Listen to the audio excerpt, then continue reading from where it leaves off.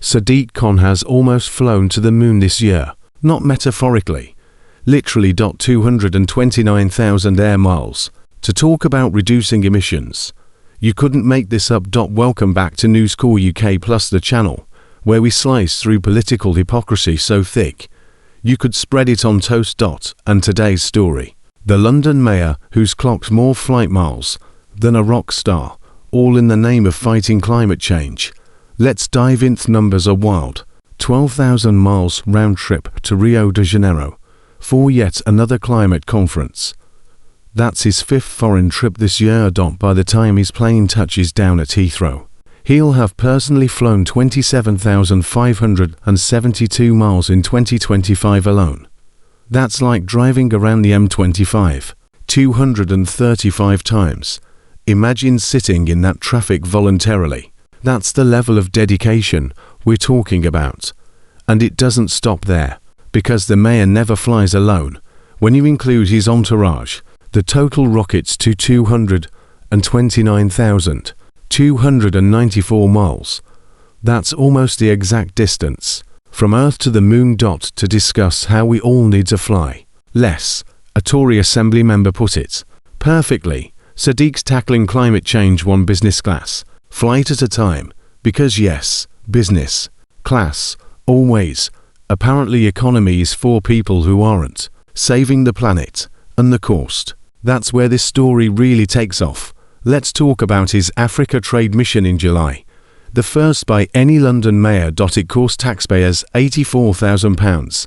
Let's break that down. £68,330 on flights, £11,418 on hotels, £1,350 on ground transport, and £2,818 on meals. 5 days, 5 flights, 10 staff to Nigeria and Ghana, 11 to South Africa. Business class on the overnight legs, naturally, because asking the mayor to sit in premium economy while discussing carbon emissions would be barbaric. And that's just one trip. In 2024, he was in New York for the UN General Assembly, £13,800. Paris for the Olympic opening ceremony, £4,900. Rome to meet the Pope, £4,300.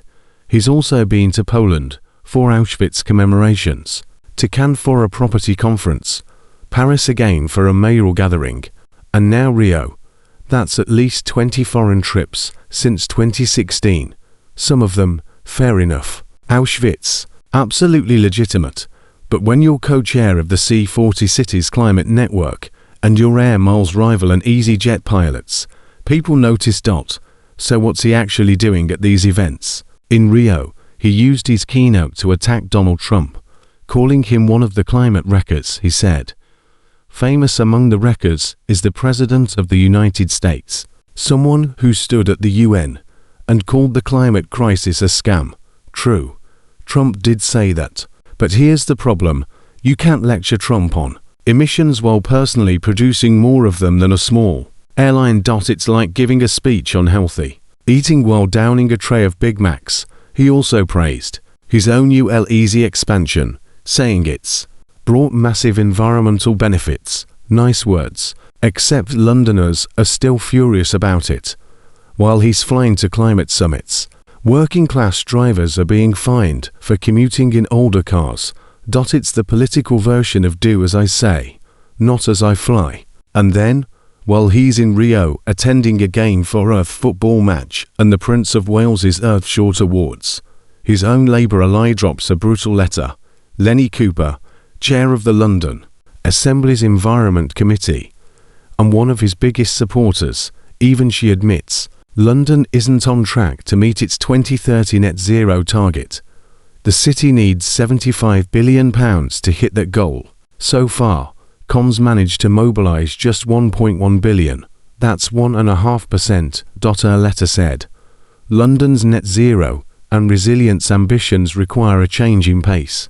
There is no time to lose. Translation: stop flying to conferences. Start fixing London. Oh, and because he was in Rio, he missed the Oxford Street Christmas light switch on. A small thing, maybe, but it tells you everything about his priorities. Now, his defenders say, hold on. The Rio trip wasn't taxpayer funded, true. It was paid for by C40 Cities, which is funded by Michael Bloomberg's charity, but honestly, that almost makes it worse. Taking billionaire cash to fly around the world, telling working people to change their lifestyle doesn't exactly scream climate justice. That's not leadership. That's public relations tourism. Looked, international cooperation on climate issues is important. Cities sharing ideas and innovation. Sure. But when your own carbon footprint could light up half of London, the message gets lost somewhere over the Atlantic. 229,000 air miles in a year to talk about cutting emissions. That's not progress. That's performance art. And people are noticing.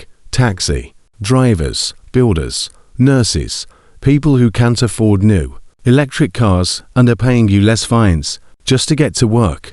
They're being told their 10-year-old diesel hatchback is killing the planet, while the mayor flies business class to Brazil. It's hypocrisy on jet fuel, the kind that makes ordinary people roll their eyes and tune out of the entire climate debate.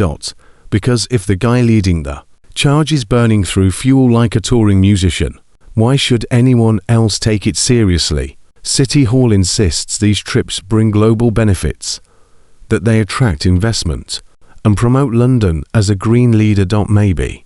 But most voters don't remember the memorandums or the panels. They remember the photos, the smiles, the speeches, the business class seats. And those images tell a very different story. They don't say leadership, they say luxury. Politically, it's dangerous.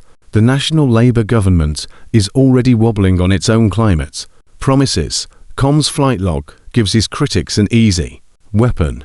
Conservatives say it proves Labour's green policies are for the elite.